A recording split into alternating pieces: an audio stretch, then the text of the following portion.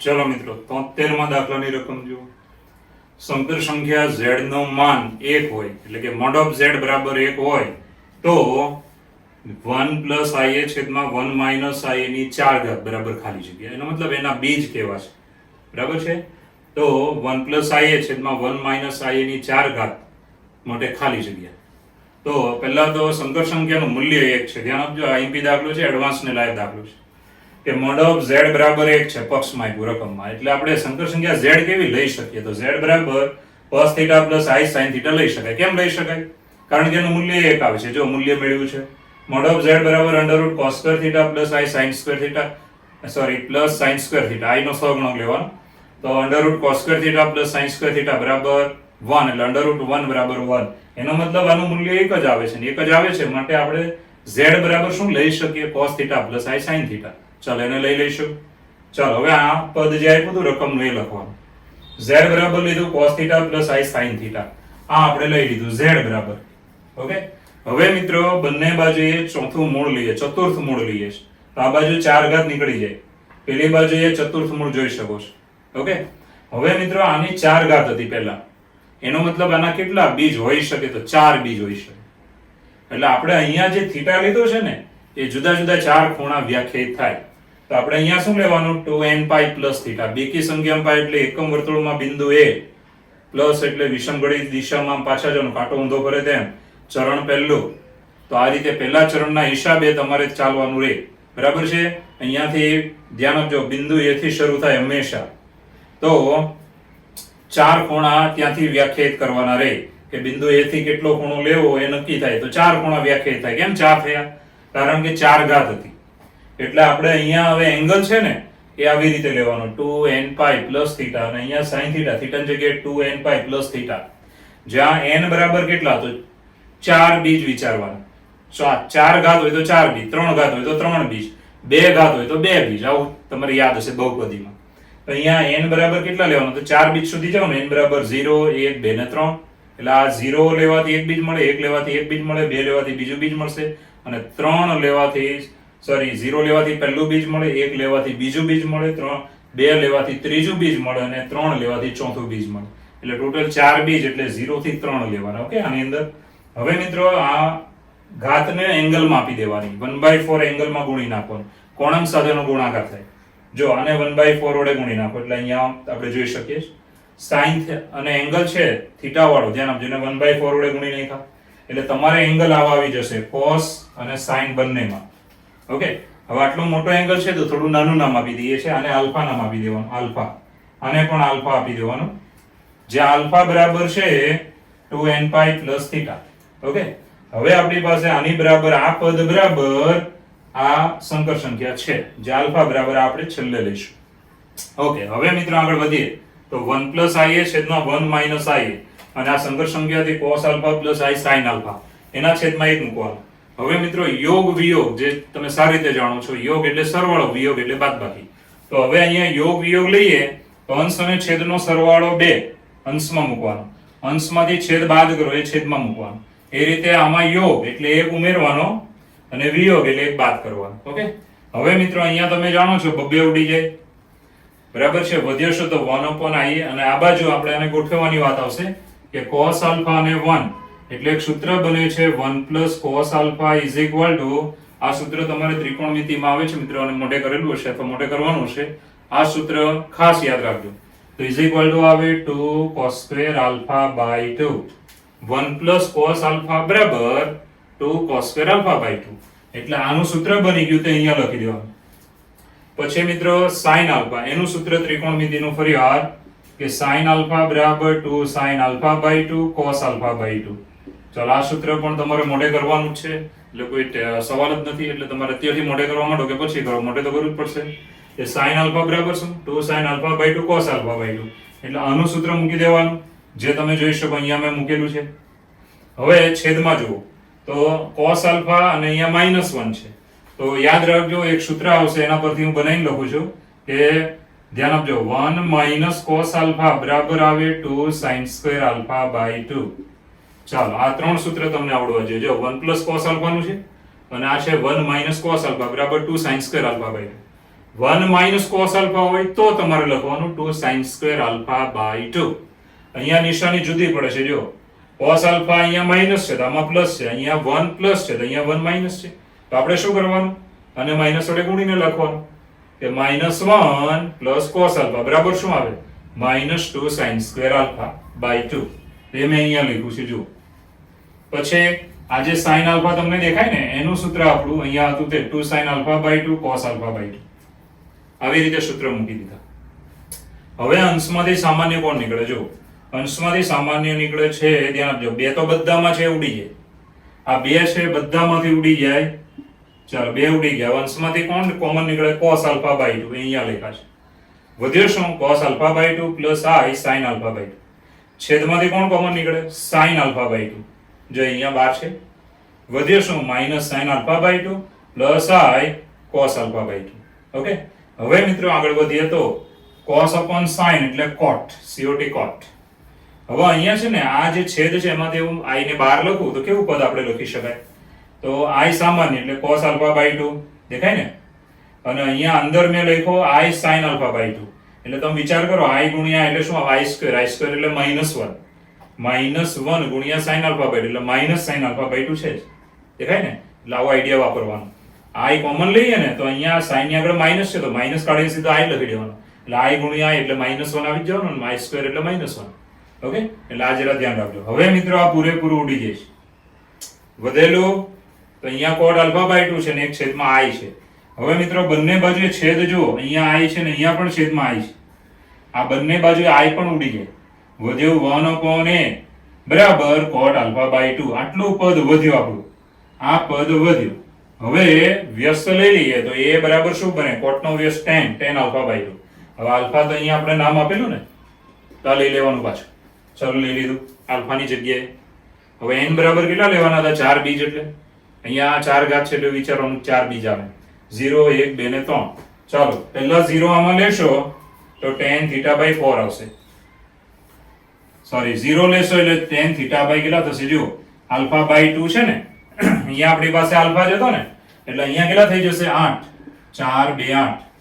કેમ 8 થઈ ગયા ખબર નહીં પડે તો જો બરાબર આ આલ્ફા છે એમાં 4 છે, પણ અહીંયા તો તમે જુઓ આલ્ફા બાય 2 છે. આલ્ફા બાય 2 એટલે આલ્ફાને 2 વડે ભાગવાનું, અને 2 વડે ભાગો એટલે 4 કેટલા થઈ ગયા? 8. ઓકે. હવે હું n ની કિંમત લઈશ n બરાબર 0 1 2 ને 3.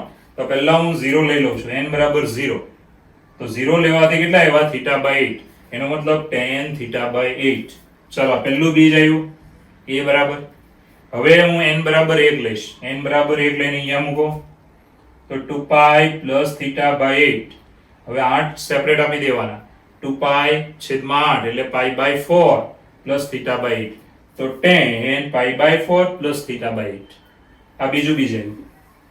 હવે 2 અને 3 લેશો ને, 2 અને 3 એટલે મિત્રો અહીંયા સાદરૂપ આપો એટલે વિધેય બદલાઈ જશે. શું થઈ જાય? cot. π બાય 2 વાળો પોઈન્ટ આવે, 3π બાય 2 વાળો પોઈન્ટ આવે એટલે વિધેય બદલાઈ જાય.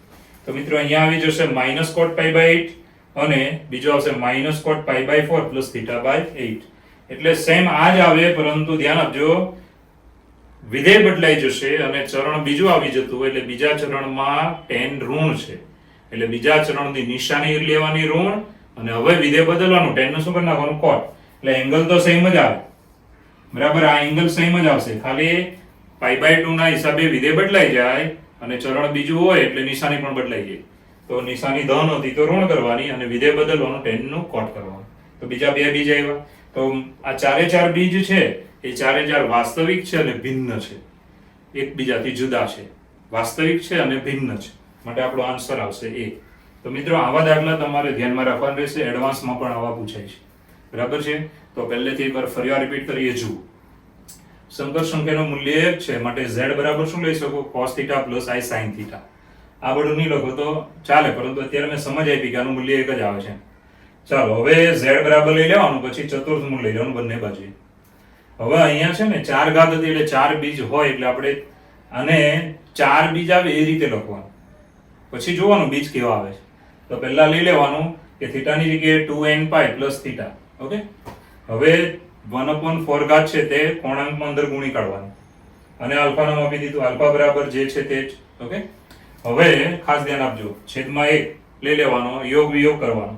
હવે જે અહીંયા સૂત્ર આવે છે, આ 3 સૂત્ર તમારે મોઢે કરવાના જ છે, કારણ કે એના પર આ 12મું ધોરણ આપણું ચાલશે, અને ત્રિકોણમિતિ ચેપ્ટરના છે અને એમાં મોઢે કરવાના જ છે તમારે. તો 1 પ્લસ cos આલ્ફા બરાબર શું? તો 2 cos square alpha by 2. 1 minus cos alpha બરાબર શું? તો 2 sin square alpha by 2. sin alpha બરાબર શું? 2 sin alpha by 2 cos alpha by 2. Okay, તો અહીંયા જોવાનું 1 પ્લસ cos આલ્ફા બરાબર 2 cos square alpha by 2. sin આલ્ફાની જગ્યાએ શું લખવાનું? તો 2 sin alpha by 2 cos alpha by 2. પછી -1 પ્લસ cos આલ્ફા, આની નિશાની બદલાઈ ગઈ એટલે અહીંયા માઈનસ આપી દેવાનું.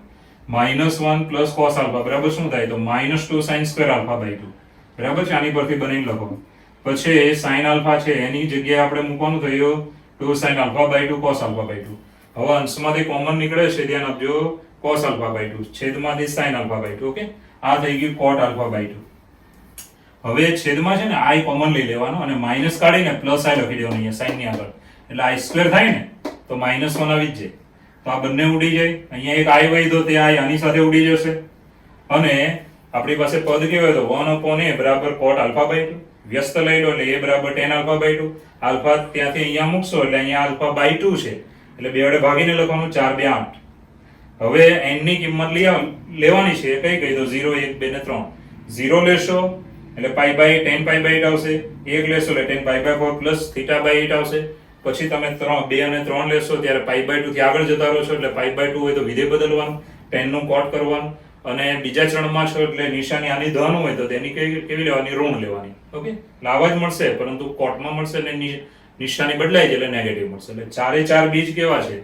તો વાસ્તવિક અને ભિન્ન. માટે આપણો જવાબ હવે આન્સર એ. રકમ જો તો 3 માઇનસ i અને 2 પ્લસ i એ આર્ગંડ આકૃતિમાં બિંદુઓ a અને b ના સ્થાન દર્શાવતા બિંદુઓ છે. a અને b ના, ધ્યાન આપજો, સ્થાન દર્શાવતા બિંદુઓ છે આર્ગંડ આકૃતિમાં, એટલે બિંદુઓ છે. સંકર સમતલ હોય, x અક્ષ વાસ્તવિક, y કાલ્પનિક, એમાં બે બિંદુ આપ્યા છે a અને b. બરાબર છે. હવે મિત્રો બિંદુ p એ સંકર સંખ્યા z દર્શાવે છે. z બરાબર છે x પ્લસ iy, અને mod of z minus 3 plus i is equal to mod of z minus 2 minus i. તો p ના બિંદુ ગણનું સમીકરણ, એટલે કે p નો બિંદુ ગણ ખાલી જગ્યા છે. બરાબર છે. p બિંદુઓ જેટલા જેટલા આવે છે બધા બિંદુઓનો ગણ શું દર્શાવે છે?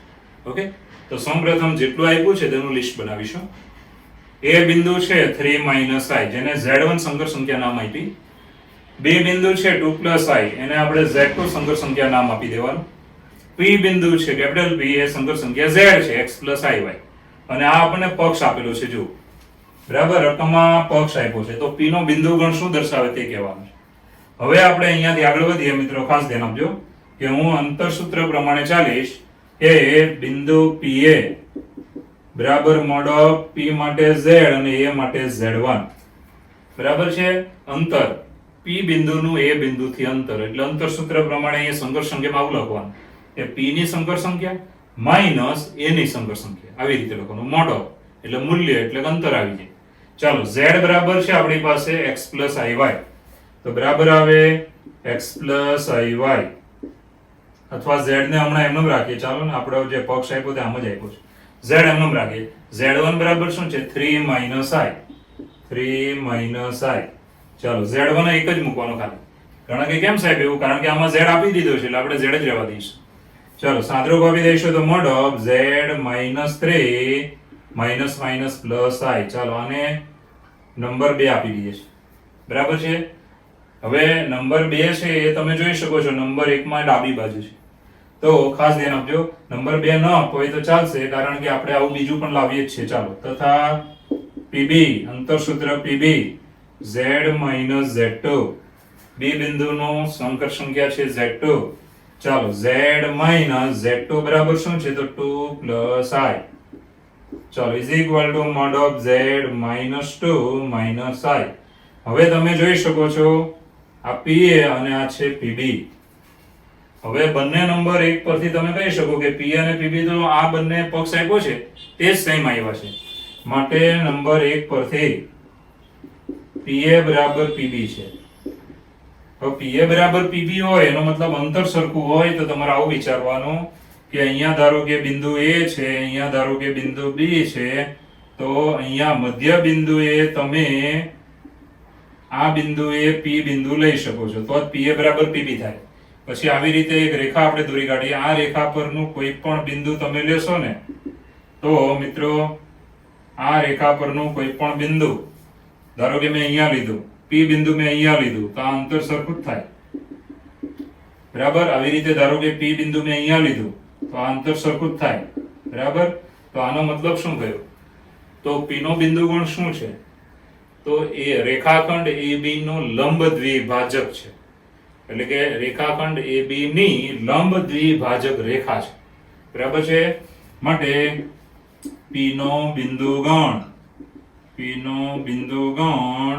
રેખાખંડ AB નો લંબ દ્વિભાજક છે. લંબ દ્વિભાજક રેખા છે એવું કહી શકો છો. બરાબર છે. આવા એવા બિંદુઓનો ગણ કે જેનું A અને B થી અંતર કેવું હોય? સમાન. તેવા બધા બિંદુને જોડો ને તો આ રેખા બની જશે. અને આ રેખા જે બને એ આપણે શું કહેવાય? બિંદુગણ. બિંદુઓનો ગણ એટલે આ રેખા બની ગઈ. તો P નો બિંદુગણ એ શું આવ્યો? રેખાખંડ AB નો લંબ દ્વિભાજક. આ થઈ ગયો આપણો જવાબ. ઓકે. દાખલા નંબર 77. બરાબર છે. બે સંકર સંખ્યા Z1 અને Z2 માટે એક સૂત્ર આપ્યું છે કે mod of Z1 - Z2 upon Z1 plus Z2 is equal to 1. તો Z1 upon Z2 એ ખાલી જગ્યા છે. શુદ્ધ વાસ્તવિક સંકર સંખ્યા છે, શુદ્ધ કાલ્પનિક છે, શૂન્ય છે, આવા બધા ઓપ્શન આપ્યા છે. બરાબર. તો પહેલા તો mod of Z1 - Z2 upon Z1 plus Z2 is equal to 1. તો તમારે આ સંકર સંખ્યાનું મૂલ્ય 1 છે. તો આ સંકર સંખ્યા બરાબર તમે શું લઈ શકો? તો cos θ plus I sin θ, જેનું મૂલ્ય પણ એક જ આવે. એટલે મેં તમને આગળના દાખલામાં સમજાવ્યું ને. તો મિત્રો યાદ રાખવાનું કે જે સંકર સંખ્યાનું મૂલ્ય 1 હોય તે સંકર સંખ્યા તમે આ લઈ શકો, cos θ plus I sin θ. Okay. આના છેદમાં 1 લઈ લેવાનું હોય જ. હવે યોગ વિયોગ લેવાનો. આ બંનેનો સરવાળો અંશમાં લખીએ તો શું આવશે વિચારો. ચલો મિત્રો, યોગ વિયોગ લઈ લઈએ એટલે અહીંયા શું આવશે? જો અંશમાં બંનેનો સરવાળો તો 2Z1, છેદમાં બંનેની બાદબાકી, અંશમાંથી છેદ બાદ કરો એટલે આવશે -Z2 -Z2 એટલે -2Z2. ચલો આનો યોગ વિયોગ લઈએ તો 1 ઉમેરવાનું ને 1 બાદ કરી દેવાનું. ઓકે. ચાલો હવે મિત્રો અહીંયા બે ઉડી જાય એટલે -Z1/Z2 એમનેમ રહેશે. હમણાં અહીંયા તમે જાણો છો સૂત્ર મેં તમને આપેલા છે કે 1 + cos θ હોય તો શું લખવાનું? કે 1 + cos θ બરાબર 2 cos² θ/2. તો આવું બીજું સૂત્ર બને છે 1 - cos θ બરાબર 2 sin² θ/2. આ બીજું સૂત્ર છે. તો અહીંયા તમે જુઓ આ cos θ ને અહીંયા -1 આપેલો છે તો નિશાની બદલાઈ જાય છે. જો તો અહીંયા આપણે શું કરવાનું? માઈનસ વડે ગુણીને લખવાનું એટલે -2 sin² θ/2. તો પહેલા તો આનું સૂત્ર મૂકી દીધું 2 cos² θ/2, પછી આનું મૂકી દીધું -2 sin² θ/2. ઓકે. આ બંનેનું સૂત્ર બની ગયું. હવે અહીંયા I sin θ, તો I sin θ માં sin θ નું સૂત્ર તમને હમણાં જ આપ્યું કે 2 sin θ/2 cos θ/2. ચાલો એ સૂત્ર મૂકી દીધા. હવે અંશમાંથી કોમન નીકળે છે 2 cos θ/2, છેદમાંથી કોમન નીકળે 2 sin θ/2. 2 ઉડી જાય, cos upon sin એટલે શું આવ્યું? cot. હવે આ જે છેદ છે ને એવું પદ હમણાં જ આગળના દાખલામાં આવેલું યાદ કરો. હું આમાંથી I કોમન લઈ લઈશ તો cos θ/2 પહેલું લખવાનું. બરાબર. I common. અને આ -sin θ/2 છે ત્યાં શું કરવાનું? માઈનસ કાઢીને I લખી દેવાનો પ્લસ I. હવે તમે વિચાર કરો કે I ગુણ્યા એટલે I², I² એટલે -1 આવે, -1 ગુણ્યા sin એટલે -sin θ. એટલે આ યાદ રાખજો, બહુ મસ્ત વાત છે. ચાલો મિત્રો હવે આ બંને ઉડી જાય, સરખા આવી ગયા ઉડી જાય. બરાબર છે. વધ્યો શું? cot θ/2 છેદમાં I. ચાલો cot θ/2 છેદમાં I. હવે ઉપર નીચે અહીંયા I વડે ગુણી નાખવાનું. છેદમાં I² એટલે -1 એટલે અહીંયા માઈનસ આવી ગયા. હવે આ માઈનસ ને આ માઈનસ ઉડી જાય. શું વધ્યું? Z1/Z2 બરાબર cot θ/2 ગુણ્યા I. હવે I સાથેનો ભાગ આવ્યો છે એટલે આ શુદ્ધ કાલ્પનિક સંખ્યા થઈ. આમાં વાસ્તવિક ભાગ આવ્યો નહીં. જે શુદ્ધ કાલ્પનિક સંખ્યા છે માટે આન્સર ડેલી. તો આવા દાખલા તમને આવડવા જોઈએ. સેમ આવી જ રીત આપણે હમણાં આગળના દાખલામાં કરેલી છે. બરાબર છે. સંકર સંખ્યાનું મૂલ્ય 1 માટે સંકર સંખ્યા શું લઈ શકો? cos θ plus I sin θ. Okay. પછી છેદમાં 1 લઈને યોગ વિયોગ કરવાનો. પછી આ સૂત્ર મૂકવાના બધા. સૂત્ર મૂક્યા પછી સામાન્ય નીકળી જાય. હવે આ બંનેને ઉડાડવા હોય ને તો cos θ/2 સાથે અહીંયા I નથી ને આમાં તો I છે તો I કોમન લેવાનું. પણ માઇનસ સાઇન થીટા છે ને કામ કરવાનું વચ્ચે પ્લસ અને ગુણ્યા આઈ લઈ લેવાનું એટલે આઈ ગુણ્યા એટલે આઈ સ્ક્વેર એટલે માઇનસ 1 જ આવી જાય હવે આ બંને ઉડી જાય એટલે cot થીટા બાય 2 છેદમાં આઈ છે ઉપર નીચે આઈ વડે ગુણો એટલે આઈ સ્ક્વેર છેદમાં આવ્યો આઈ સ્ક્વેર નો -1 એટલે અહીંયા માઇનસ મૂકી દેવાનું બંને બાજુ આ માઇનસ ઉડી જાય તો z1/z2 બરાબર શું આવ્યું cot થીટા બાય 2 ગુણ્યા આઈ આ કેવો ભાગ આવ્યો તો આ શુદ્ધ કાલ્પનિક ભાગ આવ્યો સંકર સંખ્યામાં બે ભાગ હોય x iy આને કહેવાય વાસ્તવિક ભાગ ને આને કહેવાય કાલ્પનિક ભાગ જો વાસ્તવિક ભાગ આવે જ નહીં આ હોય જ નહીં તો આવી સંકર સંખ્યાને શું કહેવાય શુદ્ધ કાલ્પનિક સંકર સંખ્યા તો આની અંદર વાસ્તવિક ભાગ છે જ નહીં માટે આને શું કહેવાનું શુદ્ધ કાલ્પનિક સંકર સંખ્યા બરાબર છે purely imaginary complex number okay મિત્રો 76મો દાખલો જો 76 શું આપી છે રકમ a0 a1 a2 a3 a4 a5 શિરોબિંદુ ધરાવતો ષટકોણ વર્તુળમાં છે એટલે કે વર્તુળની અંદર ધ્યાન આપજો a0 a1 a2 a3 a4 a5 શિરોબિંદુ ધરાવતો ષટકોણ છે બરાબર 6 ખૂણા વાળો ષટકોણ તો મિત્રો આ ષટકોણ છે ઓકે વર્તુળની અંદર વર્તુળની ત્રિજ્યા 1 હોય તો પછી ખંડ એટલે આટલી લંબાઈઓ છે કઈ કઈ લંબાઈઓ છે બરાબર છે a0 a1 પછી છે a0 a2 અને a0 a4 નો ગુણાકાર કેટલો થાય તો મિત્રો આકૃતિ ખાસ સમજજો પહેલા તો જુઓ શું કહેવા માંગે છે એક વર્તુળમાં અંદર એક ષટકોણ છે ષટકોણ 6 ખૂણા વાળો જોઈ શકો છો બરાબર એટલે 6 શિરોબિંદુ a0 a1 a2 a3 a4 a5 હવે આ ષટકોણ છે એ વર્તુળની અંદર છે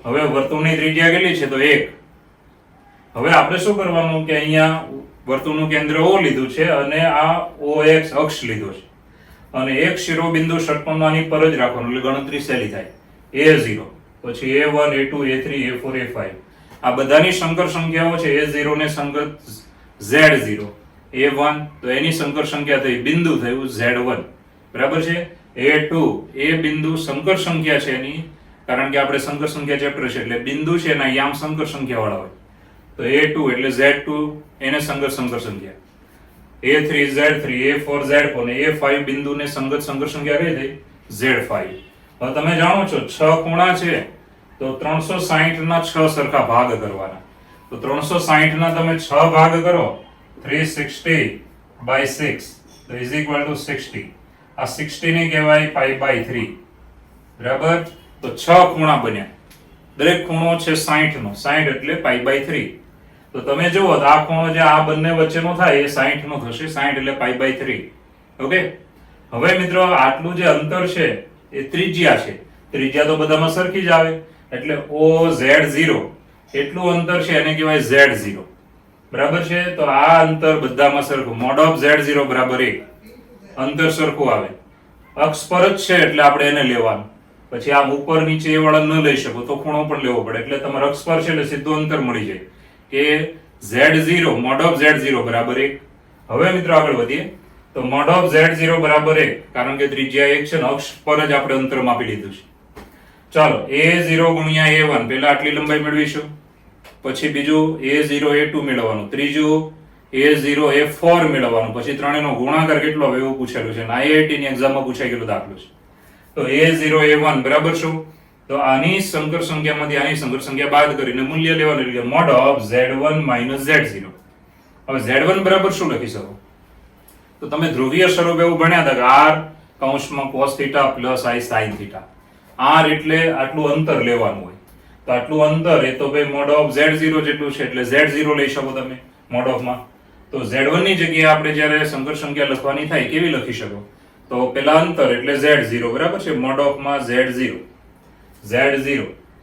into e raised to i theta e raised to i theta એટલે શું cos θ plus i sin θ એને આવી રીતે લખવાનું e raised to i theta okay ચાલ પછી z0 છેલ્લે જેમ છે તેમ ચાલ આમાંથી મોડ ઓફ માં z0 સામાન્ય લઈ અને મોડ ઓફ સેપરેટ આપી દેવાનું ઓકે મોડ ઓફ z0 બરાબર 1 કારણ કે તો ત્રિજ્યા જ છે મૂલ્ય છે અક્ષ પર સીધું મળી ગયું હવે e raised to i theta બરાબર cos θ plus i sin θ અને છેલ્લો -1 એમ જેમ છે તેમ જ હવે -1 cos θ સાથે લેશો એટલે તમને અહીંયા સંકર સંખ્યાનું મૂલ્ય વાસ્તવિક ભાગનો વર્ગ માઇનસ કે પ્લસ, તો અહીંયા હવે પ્લસ મૂલ્ય છે એટલે વચ્ચે સૂત્ર છે આપણું, પ્લસ કાલ્પનિક ભાગનો વર્ગ એટલે કે cos θ -1 એ વાસ્તવિક ભાગ ગણાય એનો વર્ગ પ્લસ i નો સહગુણક જે હોય એનો વર્ગ કરવાનો.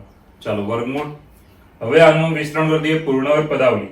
cos θ -2 cos θ plus 1 cos θ plus sin θ નિત્યસમ આવી ગયો. નિત્યસમનો 1 અને આ કેટલા થયા 2, તો 2 -2 cos θ. હવે બે સામાન્ય લેવાના એટલે શું આવ્યું 1 cos θ. હવે આ સૂત્ર આવી ગયું ત્રિકોણમિતિ ચેપ્ટર નું, જે તમે મોઢે કરી નાખજો. ઓકે, એ 1 cos θ બરાબર શું લખી શકાય, જે આપણે આગળ પણ મૂકી દેલું કે 2 sin square θ/2. ઓકે, હવે વર્ગ અને વર્ગમૂળ નીકળી જાય. 2 × 2 4, 4 નું વર્ગમૂળ 2, sin square નું sin, એટલે આપણને આ જવાબ મળ્યો મિત્રો 2 sin θ/2.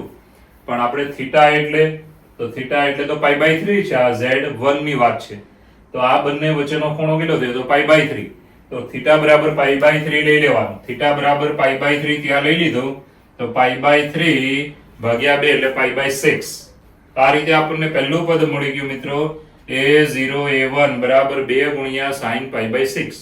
આવી રીતે મારે બીજું મેળવવું છે તો આ જ રીતે a0 a2 ક્યાં આવે તો a2 અહીંયા આવે. જુઓ આ a2 છે, તો આ ખૂણો કેટલો થશે તો તમને ખબર પડી જાય ને. આટલો ખૂણો એટલે π/3 ડબલ થઈ ગયો એટલે 2 વડે ગુણવાનું. તો θ બરાબર શું લેવાનું તો 2 × π/3. તો a0 a2 બરાબર 2 × sin, સેમ લેવાનું 2 × sin, પણ ખૂણો કેવો લેવાનો તો ખૂણો ડબલ થઈ ગયો. θ હતો બરાબર, આને આપણે θ કહીએ, આ ખૂણાને θ કહીએ તો એનો ડબલ કરવાનો એટલે કે 2 × θ વાળું લેવાનું. જો θ ની જગ્યાએ 2 વડે ગુણી કાઢવાનું બરાબર. અહીંયા θ/2 છે તેને આપણે 2 વડે ગુણીને લખવાનું. 2 વડે ગુણ્યો શા માટે, કારણ કે આટલો ખૂણો ડબલ થઈ ગયો છે. ચાલો હવે સાદરૂપમાં બબે તો ઉડી જાય. θ ની જગ્યાએ શું લેવાનું π/3. ઓકે, ચાલો હવે મેળવવાનું છે મિત્રો, આ તમને મળ્યું a2 a0. ઓકે, હવે આપણે લખવાનું થાય છે a0 a4. હવે a4 ક્યાં આવે, a4 અહીંયા આવે છે. જુઓ આ a4. હવે આ ખૂણો તમારે આટલો લેવાનો, તો આ કેટલો થાય તો ભાઈ 4 ગણો થઈ જાય. આ 1 2 પછી આ 3 ને આ 4 ગણો થઈ જાય એટલે 4 વડે ગુણવાનું. આને કેટલા વડે ગુણવાનું, એંગલ ને 4 વડે ગુણવાનું. અહીંયા આવશે ધ્યાન આપજો 2 × sin.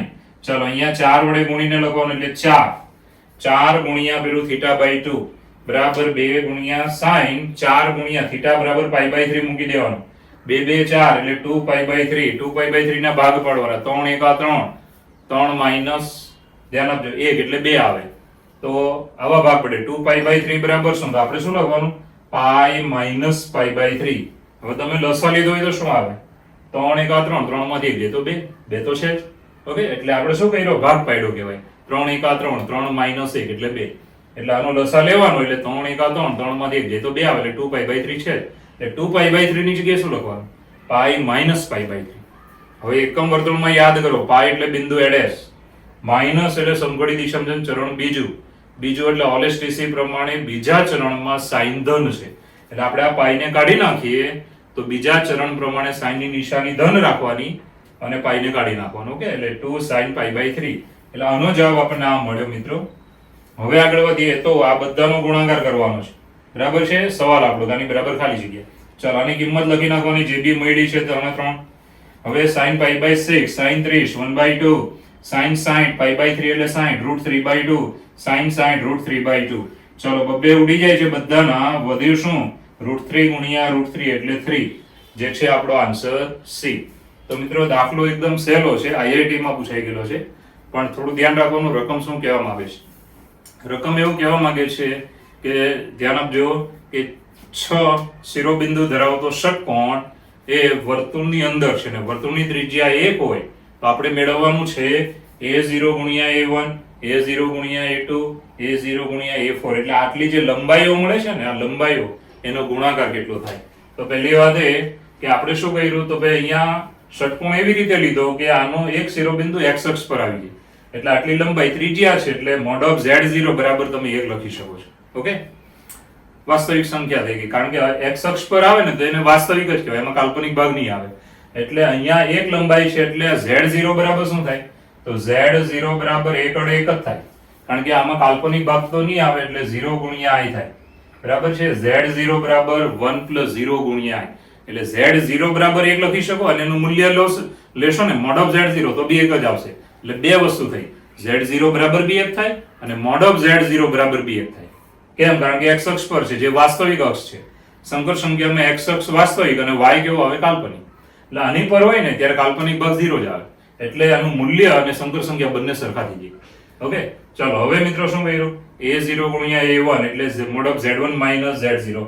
હવે અહીંયા મૂલ્ય કેટલું છે? તો મૂલ્ય તો તમને ખબર છે કે ભાઈ એક જ છે, એટલે કે z0 બરાબર બી 1 જ આવે. એટલે અહીંયા લખવાનું z0 into e raised to i theta. z0 સામાન્ય લેવા માટે આપણે લખવો પડે, બરાબર છે? આમ બી એનું મૂલ્ય એક જ છે એટલે ગુણાકારમાં લખી શકો છો. તો e raised to i theta. હવે mod of z0 સામાન્ય નીકળી જાય. અહીંયા બાકીનાને mod of e raised to i theta બરાબર cos theta plus i sin theta. છેલ્લો 1 એમ જ છે.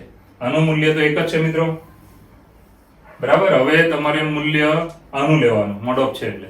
ચાલો પછી પૂર્ણ પદાવલી સાદરૂપ, પછી cos square plus sin square એટલે 1 અને 1 2 બે સામાન્ય. સૂત્ર બની ગયું ત્રિકોણમિતિ ચેપ્ટર નું, મૂકી દેવાનો અથવા મોડે કરી નાખજો વ્યવસ્થિત.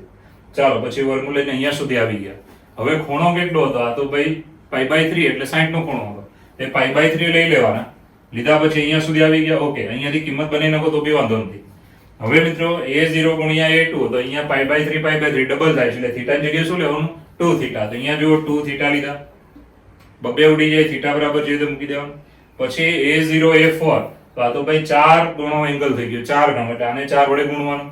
ચાલો એને 4 વડે ગુણ્યું. હવે તમારે થીટા બરાબર તો π/3 જ મૂકવાનું. 4 વડે ગુણ્યા પછી સાદરૂપ આપીને 2 π/3 આવે એટલે ભાગ પાડી દેવાના. પાઈ માઈનસ π/3. પાઈ એટલે બિંદુ એડેસ, માઈનસ એટલે ચરણ બીજું, બીજામાં સાઈન પ્લસ, પાઈને કાઢી નાખો અને પ્લસ નિશાની રાખો. ઓકે, હવે બધા મળી જાય એટલે આમાં મૂકી દેવાના, કિંમત મૂકો, સાદરૂપ આપો એટલે જવાબ આવશે. તો મિત્રો સારો દાખલો છે, લખીને બરાબર તૈયાર કરજો. ઓકે, ચલો મિત્રો 79 મો દાખલો જુઓ. શું રકમ આપી છે કે mod of a less than 1 હોય અને z1 z2 z3 ધ્યાન આપજો એવા શિરોબિંદુઓ હોય કે જેથી ખાસ ધ્યાન આપજો zk બરાબર 1 plus a plus a square up to plus a ની k minus 1 ઘાત હોય. વર્તુળમાં પોલીગોન હોય. પોલીગોન એટલે બહુકોણ. વર્તુળમાં બહુકોણ છે, વર્તુળની અંદર બહુકોણ છે કે જેના શિરોબિંદુઓ ક્યાં છે એ આપણે નક્કી કરવાનું છે. ઓકે, પણ વર્તુળમાં બહુકોણ હોય તેના શિરોબિંદુઓ વર્તુળના પરિઘ પર જ હોય. તો નીચેનામાંથી કયું સત્ય છે? ઓકે, તો ખાલી જગ્યા. તો સૌપ્રથમ જે આપ્યું છે તે લઈએ. mod of a less than 1 આ આપણને એક પક્ષ આપેલો છે. ઓકે, બીજો પક્ષ આપેલો છે zk બરાબર 1 plus a plus a square up to plus a ની k minus 1 ઘાત. આ સમગુણોત્તર શ્રેણી છે, બરાબર છે? એટલે તમારે જોવાનું પહેલા પદને a વડે ગુણો એટલે બીજો આ બીજાને a વડે ગુણો, ત્રીજો આવશે, આવી રીતે ચાલ્યા કરે. એટલે સામાન્ય ગુણોત્તર r બરાબર થયો a સ્મોલ a વડે ગુણાકાર થાય છે માટે એને કહેવાય સામાન્ય ગુણોત્તર. પ્રથમ પદ 1 છે તો સૂત્ર યાદ રાખવાનું છે. આમ પણ શ્રેણી સ્ટડી ચેપ્ટરમાં તમારા સૂત્ર આવશે કે Sn બરાબર a r ની n ઘાત -1 upon r -1. a એટલે પ્રથમ પદ, r એટલે સામાન્ય ગુણોત્તર. તો તમે જુઓ ને તો ખબર પડી જાય પ્રથમ પદ 1 વડે 1 છે અને સામાન્ય ગુણોત્તર સ્મોલ a છે, એ વડે ગુણાકાર થાય. પદની સંખ્યા કેટલી છે? k પદ છે. કેમ k પદ? કારણ કે અહીંયાથી 1 2 એમ ચાલુ થયો ને, k -1 આવ્યો ને આ પહેલો 1 પણ ગણવાનો એટલે k પદ કહેવાય. તો મિત્રો સૂત્ર બન્યું a બરાબર પ્રથમ પદ a, r બરાબર સામાન્ય ગુણોત્તર a સ્મોલ a અને n ની જગ્યાએ અહીંયા k લેવાનો, બરાબર? k પદ છે એટલે k લેવાનો છેદમાં a -1. ઓકે, હવે શું કરીએ તો હવે આ બંનેમાંથી માઈનસ બહાર લઈએ અને પદને આમ ફેરવી કાઢીએ છીએ કારણ કે આપણે ઓપ્શનમાં એવી રીતે આપેલું છે. તો 1 માઈનસ a ની k ઘાત છેદમાં 1 માઈનસ a એટલે બંનેના માઈનસ માઈનસ ઉડી જાય. હવે છેદ સેપરેટ આપી દેવાનો, અંશના બંને પદને છેદ આપી દેવાનો. હવે જે આ પદ છે મિત્રો એને ડાબામાં લઈ લેવાનું, ડાબામાં લઈએ એટલે માઈનસ. હવે બંને બાજુએ મોડ ઓફ આપવાનો, મોડ ઓફ. બંને બાજુએ મોડ ઓફ લગાવી દઈએ બંને બાજુએ તો અહીંયા અંશ અને છેદને મોડ ઓફ સેપરેટ આપી શકો છો, મોડ ઓફ સેપરેટ. હવે અહીંયા નેગેટિવ છે, મોડ ઓફ છે એટલે પોઝિટિવ થઈ જાય અને k ઘાતને બહાર લખી શકો છો. તો આ પદને આવી રીતે લખી નાખ્યું, ધ્યાન આપજો આ પદને. હવે મિત્રો mod of A less than 1 એવું આપણે પક્ષમાં આપેલું. બંને બાજુએ k ઘાત કરો તો 1 ની k ઘાત 1 જ આવે એટલે આને હવે પક્ષ તરીકે વાપરી શકાય છે. અહીંયા મોડ ઓફ a ની k ઘાત છે એની જગ્યાએ પેલો 1 લખો ને એટલે અસમતા આવી જાય. જો વચ્ચે અસમતા છે ને તો અહીંયા આવી જાય. તો આની જગ્યાએ આપણે 1 મૂક્યો, ધ્યાન આપજો. આની જગ્યાએ 1 લખો છો પણ સંબંધ આવો બને, વચ્ચે અસમતા આવી ગઈ.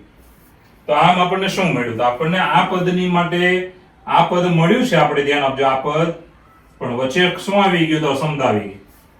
વચ્ચે અસમતા આવી જાય એટલે આ પદ મળી ગયું. આનો મતલબ શું થાય? આનો મતલબ થાય ZK સંકર સંખ્યા ZK વર્તુળની અંદર હોય તો અહીંયા લેસ ધેન આવે, વર્તુળની પર હોય સંકર સંખ્યા તો અહીંયા ઇક્વલ આવે, અને વર્તુળની બહારના ભાગમાં હોય તો અહીંયા ગ્રેટર ધેન આવે. તો મિત્રો આપણે આમાં જે આવ્યું છે તેમાં અંદર છે. હવે તમે એવું તો જાણો જ છો કે અહીંયા જે બહુકોણ છે તેના શિરોબિંદુઓ તો વર્તુળ પર છે, એટલે સંકર સંખ્યા ZK એ તો વર્તુળ પર જ આવવાની છે. તો મિત્રો ખાસ ધ્યાન આપજો. આ જે મળ્યું તેમાં આપણે આગળ વધીએ તો ZK સંકર સંખ્યા છે એ વર્તુળના અંદરના ભાગમાં છે, તો તમે આને આમ લખી શકો, ZK ની જગ્યાએ સંકર સંખ્યા Z લઈ લેવાની અને પછી એવું કહેવાનું કે ખાસ ધ્યાન આપજો કે ZK વર્તુળની અંદર હોય તો એનું સમાધાન કરે, એટલે એ સંકર સંખ્યા અહીંયા ZK છે. એટલે કોઈ પણ સંકર સંખ્યા વ્યાપક, આ ZK ની જગ્યાએ વ્યાપક નામ આપી દેવાનું, વ્યાપક. બરાબર? કોઈ પણ સંકર સંખ્યા તમે મૂકી હોય તો એ Z ની જગ્યાએ તમારે મૂકવાની. ઓકે, એટલે ધારો કે ZK એટલે કોઈ પણ સંકર સંખ્યા, એટલે ZK ની જગ્યાએ નામ આપી દેવાનું Z, જેને કહેવાય વ્યાપક નામ. આની જગ્યાએ હવે કોઈ પણ સંકર સંખ્યા તમે મૂકી શકો છો. હવે મિત્રો આ લેસ ધેન આવ્યું એટલે કે વર્તુળની અંદર છે, પરંતુ તમે જાણો છો, શું જાણો છો કે બહુકોણના શિરોબિંદુઓ વર્તુળના પરિઘ પર છે. ઓકે, તો પરિઘ પર હોય તો અહીંયા તમારા લેસ ધેન ની જગ્યાએ શું લખવાનું? તો ઇક્વલ લખવાનું. શું લખવાનું? ઇક્વલ. પરંતુ જો ZK વર્તુળ પર હોય, ZK વર્તુળ પરનું શિરોબિંદુ હોય તો અહીંયા શું લખી નાખવાનું? ઇક્વલ. વર્તુળની અંદર હોય તો લેસ ધેન હોય, વર્તુળની પર હોય તો ઇક્વલ હોય, અને વર્તુળની બહાર હોય તો અહીંયા શું લખવાનું? Greater than. તો આવી રીતે આપણો જવાબ આવે C. તો ફરી એકવાર જોઈ લો. Mode of A less than 1 છે, ZK આપ્યું તે છે, સમગુણોત્તર શ્રેણી ગણાય અને સૂત્ર મૂકી દેવાનું. બરાબર છે? સાદરૂપ આપીને આપણે અહીંયા સુધી આવી જવાનું, છેદ સેપરેટ આપી દેવાના, આ પદને ડાબામાં લઈ લેવાનું, બંને બાજુએ મોડ ઓફ લગાવવાના. મોડ ઓફ લગાવો ત્યારે જમણી બાજુએ બંનેને સેપરેટ આપી દેવાનું. હવે મિત્રો મોડ ઓફ માઇનસ a ની k ઘાત છે ને આવી રીતે લખવાનું કે મોડ ઓફ છે એટલે માઇનસ કાઢી નાખવાના, મોડ ઓફ a ની k ઘાત લખી દેવાની. હવે મિત્રો આ પક્ષ પરથી k ઘાત બંને બાજુએ કરો તો ભાઈ મોડ ઓફ a ની k ઘાત લેસ ધેન 1 જ આવે. તો આની જગ્યાએ 1 મૂકો તો અહીંયા અસમતા આવી ગઈ લેસ ધેન. તો હવે જે આ પદ આવ્યું એનો મતલબ શું થયું? એનો મતલબ એવો થયો કે ZK વર્તુળની અંદર હોય, બરાબર, તો અહીંયા લેસ ધેન આવે. બરાબર છે? એટલે ZK ની જગ્યાએ તમારે વ્યાપક Z મૂકી દેવાનો, કોઈ પણ સંકર સંખ્યા લઈ શકો છો. તો ZK ની જગ્યાએ Z લઈ લેવાનું, અને વર્તુળની અંદર હોય એટલે તમે આ સૂત્ર એનું વાપરી શકો છો. પણ જો Z, ધ્યાન આપજો, પરંતુ ZK એ બહુકોણના શિરોબિંદુઓ છે, માટે વર્તુળના પરિઘ પર જ હોય. વર્તુળના પરિઘ પર હોય તો અસમતા લેસ ધેન કાઢીને શું લખવાનું? ઇક્વલ લખવાનું.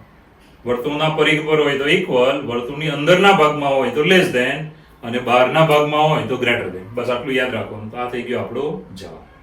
તો જુઓ કે π/2 less than alpha less than 3π/2. બરાબર છે? એટલે π/2 એટલે 90, 3π/2 એટલે 270. એટલે ચરણ આવે બીજું અને ત્રીજું, એકમ વર્તુળમાં બીજું ત્રીજું ચરણ. ઓકે, તો 1 + cos 2α + i sin 2α બરાબર ખાલી જગ્યા. ઓકે, તો સૌપ્રથમ 1 + cos 2α + i sin 2α, તો આનું સૂત્ર મૂકી દેવાનું, ત્રિકોણમિતિના સૂત્ર. 1 + cos 2α બરાબર શું લખી શકો? 2 cos² α. sin 2α બરાબર શું લખી શકો? 2 sin α cos α. આ તમારે મોઢે કરવાના છે મિત્રો. આ સૂત્ર બધાએ મોઢે કરી નાખવાના, અને છેલ્લો રસ્તો એ છે કે મોઢે એવા થઈ જવા જોઈએ કે બધા દાખલા આવડી જાય, અને 12મા ધોરણમાં પણ યુઝ કરવાના છે. આ સૂત્ર યાદ રાખજો. ઓકે, હવે મિત્રો સામાન્ય નીકળે છે 2 cos α. અંદર શું વધ્યો? cos α + i sin α. આટલું વધ્યું. હવે જે ઓપ્શન આપ્યા છે તે પ્રમાણે જવાબને ગોઠવવા માટે આપણે શું કરવાનું? તો મિત્રો ખાસ ધ્યાન આપજો, આ ઓપ્શનનું સાદરૂપ આપવું પડે અથવા આમાં સાદરૂપ આપવું પડે, બેમાંથી એક કરવું પડે. તો સૌપ્રથમ આપણે શું કરીએ કે બંને માઇનસ વડે આને ગુણીએ અને આને ગુણીએ છીએ, એટલે માઇનસ એક્સ્ટ્રા લઈએ છીએ. ચાલો, -2 cos α ને અંદર માઇનસ વડે ગુણી નાખીએ, -cos α + i -sin α. આવું કેમ કર્યું? આવું એટલા માટે કર્યું કે આપણું ચરણ બીજું ને ત્રીજું છે એટલે. બરાબર છે? અને કંઈ ખબર ના પડે તો અહીંયા સુધી દાખલો ગણવાનો, પછી ઓપ્શનને સાદરૂપ આપી દેવાનું. હવે મિત્રો ખાસ ધ્યાન આપજો, ચરણ બીજું અને ત્રીજું છે તો અહીંયા cos પણ નેગેટિવ અને sin પણ નેગેટિવ. જો બંને નેગેટિવ હોય એવું ચરણ કયું? તો ત્રીજું. બરાબર છે? બીજું ચરણ ન લેવાય કારણ કે બીજામાં sin પોઝિટિવ છે, તો ત્રીજા ચરણમાં sin cos બંને નેગેટિવ, એટલે આપણે ત્રીજું ચરણ આવશે કઈ રીતે? તો તમે જરા વિચારજો, આ બિંદુ આવે પાઈ, પછી તમારે આમ નીચે જવાનું, એટલે આ ત્રીજું ચરણ આવી જાય. નીચે જાવ એ દિશા કઈ થઈ? વિષમ ઘડી, ઘડિયાનો કાંટો ઊંધો ફરે, એને કહેવાય ધન દિશા. એટલે આપણે શું લખવાનું? Pi plus okay, pi plus, તો જો આલ્ફાની જગ્યાએ શું લખવાનું, પાઈ પ્લસ આલ્ફા, આલ્ફાની જગ્યાએ શું લખવાનું, પાઈ પ્લસ આલ્ફા, એટલે બંને નેગેટિવ આવે. આ નેગેટિવ હવે અહીંયાથી કાઢી નાખવાના, કેમ, કારણ કે આ પાઈ પ્લસ આલ્ફા લખ્યું ને, જેમ પાઈ ને કાઢી નાખતા હતા એમ પાઈ લાવો ત્યારે નિશાની તમારે આવી જાય ઓટોમેટિક. તો આ થઈ ગયો આપણો જવાબ. તો મિત્રો દાખલો એકદમ સહેલો છે પહેલેથી, કે તમારું આલ્ફાનું ચરણ છે બીજું ત્રીજું. ઓકે, હવે તમે શું કર્યું, તો આના સૂત્ર જે તમારે મોઢે કરવાના જ છે મૂકી દેવાના, સામાન્ય લેવાનું.